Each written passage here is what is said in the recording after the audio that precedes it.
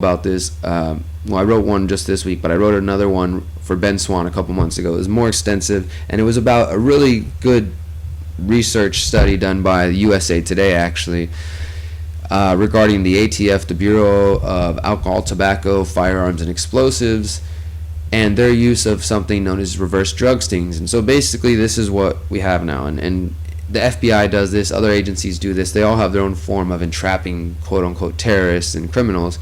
What the ATF does, though, is they go to poor communities, mainly black communities. This is statistically what's been shown through the USA Today study, that they're targeting poor black communities. They go there, they send in an informant, and be like, yo, what's up, man? I got the stash house down the street. Nobody's there. I heard it's an easy place to rob. There's supposed to be all these guns. There's all these drugs. There's all this money. And start encouraging people who are poor already and maybe willing to do some dangerous things, illegal things, so they can get a meal and maybe try to come up and maybe even better their situation or whatever the situation is. They're coming in there and they're bullshitting these people, and then they're getting them to go commit crimes and rob these stash houses. In many cases, the stash houses don't even exist. If there's even a house, when they go to the house, of course, there's no drugs, there's no guns, there's no money or anything. They just arrest them on the idea that they were willing to participate in these crimes. And now this week we had a federal judge say that the ATF is actually encouraging people to commit crimes. Judge William A. Fletcher with the Ninth Circuit Court of Appeals said that the ATF's use of reverse drug stings is a waste of resources and encourages people to, quote, commit crimes they otherwise wouldn't commit. Judge Fletcher made the comments as part of an ongoing battle between federal prosecutors and lawyers for two men who are accused of drug conspiracy and robbery conspiracy charges. The charges were recently dropped after a district judge ruled the government engaged in outrageous misconduct. Reverse stings, of course, as I said, they involve the ATF fabricating a house filled with drugs or weapons and using undercover agents to encourage people to rob the non-existent houses.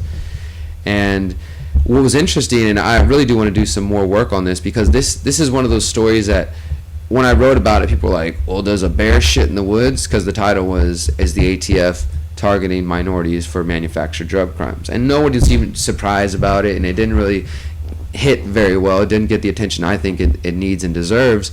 But I did receive some responses and some emails after that from people who said that their family members are in prison right now because of being involved in reverse drug stings, and there's a pretty big effort now to get some of these crimes overturned.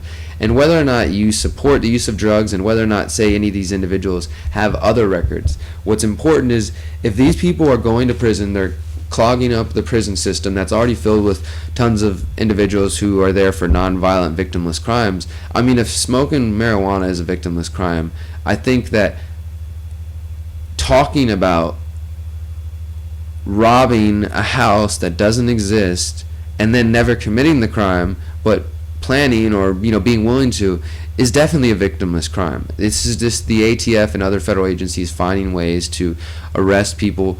According to the USA Today report, 91% of people locked up under these stings were racial or ethnic minorities. The large majority were black or Hispanic.